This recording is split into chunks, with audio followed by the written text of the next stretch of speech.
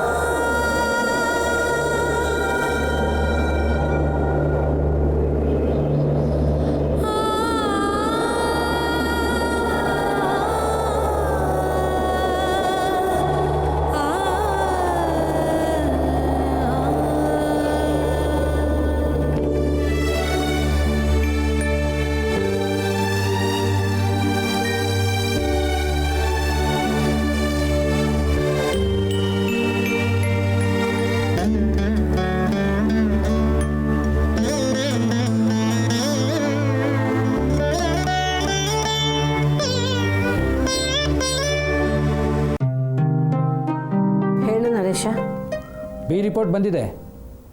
ಪೂರ್ತಿ ಇನ್ವೆಸ್ಟಿಗೇಷನ್ ಮಾಡಿ ಸೀತಮ್ಮ ಅಲ್ಲ ವಿದ್ಯಾಧರ್ ಅಂತ ಬರೆದಿದ್ದಾರೆ. ಹಾಗಾದ್ರೆ ಮುಂದೆ ಇನ್ನು 3-4 ದಿನದಲ್ಲಿ ವಿದ್ಯಾಧರ್ ಅರೆಸ್ಟ್ ಆಗಬಹುದು. ಅವ್ರನ್ನ ಅರೆಸ್ಟ್ ಮಾಡೋದಕ್ಕೆ, ಅವ್ರ ಮೇಲೆ ಚಾರ್ಜ್ ಶೀಟ್ ಹಾಕೋದಕ್ಕೆ ಬೇಕಾದಷ್ಟು ಎವಿಡೆನ್ಸ್ ಇದೆ. ಹಂಚಿನ ಮೇಲೆ ಫಿಂಗರ್ ಪ್ರಿಂಟ್ಸ್ ಇತ್ತು. ಅದು ಅಲ್ಲದೆ ವಿದ್ಯಾಧರ್ ಮನೆಗೆ ಬಂದು ದೇವರಾಜ್ ಯಾಕೆ ಸತ್ರು ಅನ್ನೋದು ಸಂಶಯಕ್ಕೆ ಕಾರಣ. ಅದು ಅಲ್ಲದೆ ವಿದ್ಯಾಧರ್ ದೇವರಾಜ್ನ ಅನಧಿಕೃತ ಮಗ ಅಲ್ವಾ, ಆಸ್ತಿ ಗಲಾಟೆ ಇದ್ರೂ ಇರಬಹುದು. ಇದೆಲ್ಲ ಸೇರಿಸಿ ಬಿ ರಿಪೋರ್ಟ್ ರೆಡಿ ಮಾಡಿದ್ದಾರೆ. ಮುಂದೆ ವಿದ್ಯಾಧರ್ಗೆ ತುಂಬ ತೊಂದರೆ ಆಗುತ್ತಾ ನರೇಶ್? ಆದರೂ ಆಗಬಹುದು. ಕೇಸ್ ರಿಜಿಸ್ಟರ್ ಆಯಿತು ಅಂದರೆ ಕೆಲಸ ಕಳ್ಕೊತಾರೆ. ಕೆಲಸ ಹೋಗುತ್ತಾ? ಮೊದಲು ಸಸ್ಪೆಂಡ್ ಮಾಡ್ತಾರೆ. ಕೇಸ್ನಲ್ಲಿ ವಿದ್ಯಾಧರ್ ಏನಾದ್ರು ಬಿಡುಗಡೆ ಆದರೆ ಮತ್ತೆ ಕೆಲಸ ಸಿಗತ್ತೆ. ನರೇಶ, ನನಗೆ ಬೇರೆ ಯಾವ ದುರುದ್ದೇಶನೂ ಇಲ್ಲ ಕಣೋ. ಛೇ, ಹಾಗೆ ಮಾತಾಡ್ತೀರಿ? ಇದ್ರಲ್ಲಿ ನಿಮ್ಮದೇನು ಪಾತ್ರ ಇಲ್ಲ. ಹಾಗಲ್ಲಪ್ಪ, ಯಾರೇ ಆಗಲಿ ಬೀದಿ ಪಾಲಾದ್ರೂ ನೋವಾಗೋದಿಲ್ವಾ? ನರೇಶ, ನಿನ್ನನ್ನು ನನ್ನ ಮಗನ ಸ್ಥಾನದಲ್ಲಿಟ್ಟು ನೋಡ್ತಿದ್ದೀನಿ. ತಪ್ಪು ತಿಳ್ಕೊಬೇಡ. ನನ್ನ ಮಗನಿಗೆ ಮಗು ಸಿಕ್ಕಿದ್ರೆ ಸಾಕು, ಬೇರೆ ಯಾರಿಗೂ ತೊಂದರೆ ಆಗೋದು ಬೇಡ. ನಾನು ಅದಕ್ಕೆ ಅಲ್ವಮ್ಮ ಹೀಗೆಲ್ಲ ಮಾಡ್ತಾ ಇರೋದು. ಬಿ ರಿಪೋರ್ಟ್ನಲ್ಲಿ ಏನೂ ಇಲ್ಲ ಅಂತ ಕೇಸ್ ಮುಚ್ಬೋದಾಗಿತ್ತು. ಇರಲಿ ಬಿಡಿ, ಅವ್ರಿಗೂ ಬುದ್ಧಿ ಬರಲಿ. ಸರಿನಪ್ಪ.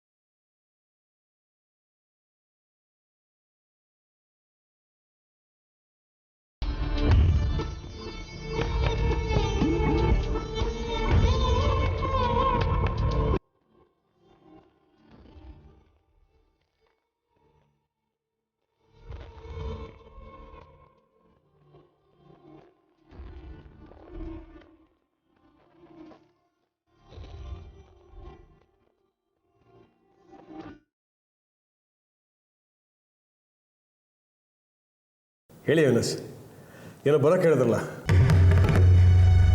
ನಾವು ಅಂದ್ಕೊಂಡ ಹಾಗೆ ಆಗಿದೆ. ಬಿ ರಿಪೋರ್ಟ್ ರೆಡಿ ಆಗಿದೆ. ನಿಮ್ಮನ್ನು ಸಿಕ್ಸೋ ಪ್ರಯತ್ನ ನಡೆದಿದೆ. ಏನಂತ ಮಾಡಿದ್ದಾರೆ ಬಿ ರಿಪೋರ್ಟು? ಗಾಬರಿ ಆಗಬೇಡಿ, ಅದೇ ಮಾಮೂಲಿ. ವಿಷ ಕುಡಿದು ಆತ್ಮಹತ್ಯೆ ಮಾಡ್ಕೊಳ್ಳೋ ವ್ಯಕ್ತಿ ಬೇರೆಯವ್ರ ಮನೆಗೆ ಯಾಕೆ ಬರ್ತಾನೆ? ತಲೆಗೆ ಪೆಟ್ಟು ಬಿದ್ದಿರೋದ್ರಿಂದ ಹಲವಾರು ಅನುಮಾನಗಳಿಗೆ ಕಾರಣ ಆಗಿದೆ.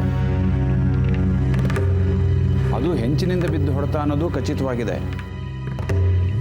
ಆ ಹೆಂಚಿನ ಮೇಲೆ ಮನೆ ಯಜಮಾನ ವಿದ್ಯಾಧರ್ ಅವರ ಬೆರಳು ಗುರುತಿದೆ. ಈ ಕಾರಣಗಳಿಗಾಗಿ ತನಿಖೆ ಮಾಡೋಕ್ಕೆ ಅವಕಾಶ ಮಾಡಿಕೊಡಿ ಅಂತ ಬಿ ರಿಪೋರ್ಟಲ್ಲಿ ಬರೆದಿದೆ. ಛೇ, ಶನಿ ಥರ ಬಂದ ದೇವರಾಜ್.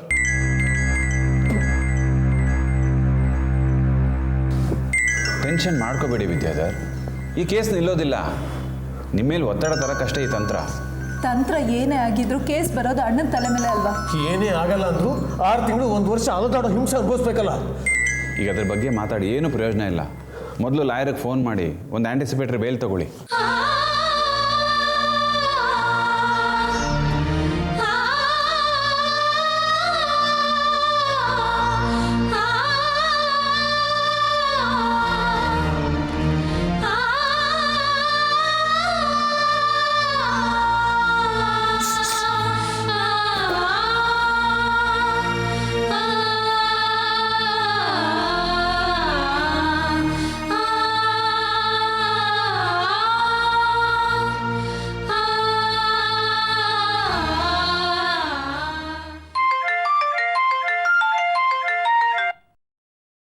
ಹಲೋ ಪದ್ಮ, ಲಾಯರಿಗೆ ಫೋನ್ ಮಾಡು. ಅರ್ಜೆಂಟಾಗಿ ಅಪಾಯಿಂಟ್ಮೆಂಟ್ ಬೇಕು ಅಂತ ಹೇಳು. ಏನಂತೀರಿ? ಅದೇ ಅಗಣಿ ದೇವರಾಜ್ ಕೇಸು ನನ್ನ ತಲೆ ಕಟ್ಟಿ ಒತ್ತಡ ತರಕ್ಕೆ ಪ್ರಯತ್ನ ನಡೀತಾ ಇದೆಯಂತೆ.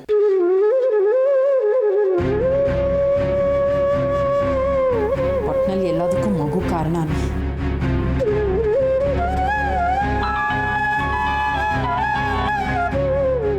ಹಲೋ ಹಲೋ ಸರ್, ನಾನು ಪದ್ಮ, ವಿದ್ಯಾಧರ್ ಮಿಸ್ಸಸ್ಸು. ಹಾಂ ಹೇಳಮ್ಮ.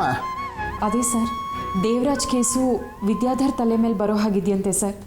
ಮೊದಲೇ ಜಾಮೀನು ತಗೊಳ್ಳಿ ಅಂತ ಇನ್ಸ್ಪೆಕ್ಟರ್ ಹೇಳಿದ್ರಂತೆ. ಹಾಂ, ನಾಳೆ ಬೆಳಗ್ಗೆನೇ ಬನ್ನಿ. Post mortem report, charge sheet, FIR copy ಎಲ್ಲ ತಗೊಂಡು ಬನ್ನಿ. ಸರಿ ಸರ್. ಓಕೆ. ಸಮಾಧಾನ ಮಾಡ್ಕೊಂಡಿವಿ, ಏನೂ ಆಗೋದಿಲ್ಲ. ಅವಿನಾಶ್, ನಮ್ಮ ಅಣ್ಣನಿಗೆ ಹೀಗಾದ್ರೆ ನಮ್ಮ ಮನೆ ಗತಿ ಏನು? ಓ ದೇವರಾಜ್, ಅವನು ಬರೀ ನೆಪ. ನೀವಿ ಇದಕ್ಕೆಲ್ಲ ಕಾರಣ ಏನು ಗೊತ್ತಾ? ಮಗು ಕೊಟ್ಟರೆ ಕೇಸ್ ಮುಗಿಯುತ್ತೆ.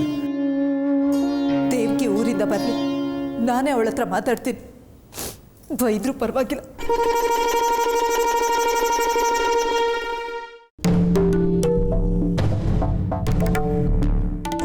ಪೋಸ್ಟ್ ಮಾರ್ಟಮ್ ರಿಪೋರ್ಟ್ ಕೊಡಿ.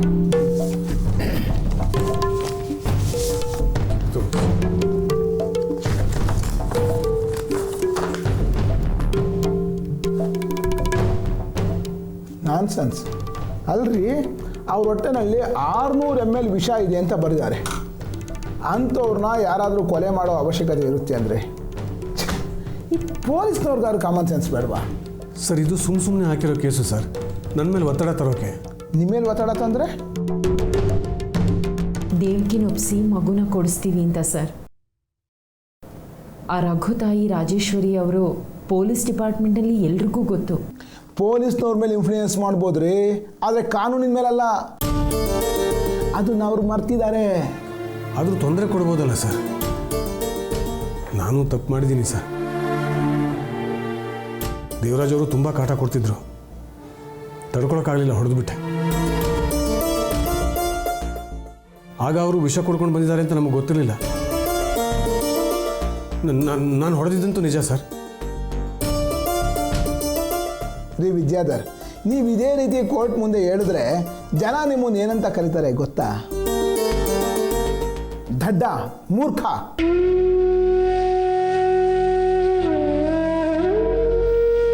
ಅಲ್ರಿ, ಇದರಲ್ಲೇ ಬರೆದಿದೆ ಸಾವಿಗೆ ಕಾರಣ ವಿಷ ಅಂತ.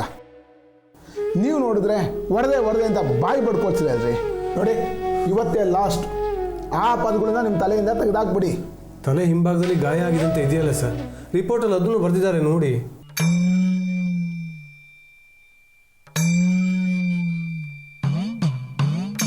ಹೌದ್ರಿ, ನನಗೂ ಓದಕ್ಕೆ ಬರುತ್ತೆ. ನಾನು BA LLB ಮಾಡಿದ್ದೀನಿ. ತಲೆ ಹಿಂಭಾಗಕ್ಕೆ ಏಟಾಗಿದೆ ಅಂತಿದೆ ನಿಜ, ಆದರೆ ನೀವು ಹೊಡೆದಿದ್ದು ಅಂತಿಲ್ವಲ್ಲ. ನೋಡ್ರಿ, ಸ್ವಲ್ಪ ತಲೆ ಉಪಯೋಗಿಸಿ. ವಿಷ ಕುಡಿದವನಿಗೆ ವಿಷ ಏರ್ತಾ ಏರ್ತಾ ದೇಹದ ಮೇಲೆ ಹತೋಟಿ ತಪ್ಪುತ್ತೆ. ಜೋಲಿ ಹೊಡೆದು ಬೀಳ್ತಾನೆ. ಹಾಗೆ ಈ ದೇವರಾಜು ಹಿಮ್ಮುಖವಾಗಿ ಬಿದ್ದಿದ್ದಾನೆ. ಹಂಚಿನ ಮೇಲೆ ಬಿದ್ದಿದ್ರಿಂದ ಏಟಾಗಿದೆ. ಆಗಿನ್ನೂ ಸತ್ತಿರ್ಲಿಲ್ವಲ್ಲ.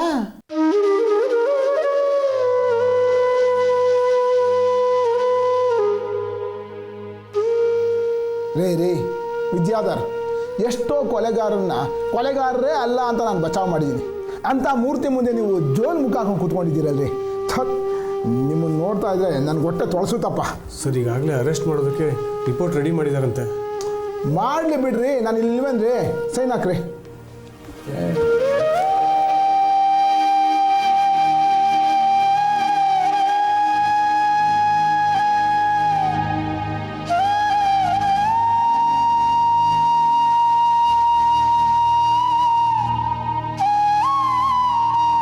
ನೋಡ್ರಿ, ಇವತ್ತೇ ಆಂಟಿಸಿಪೇಟ್ರಿ ಬೇಲ್ಗೆ ಅರ್ಜಿ ಹಾಕ್ತೀನಿ.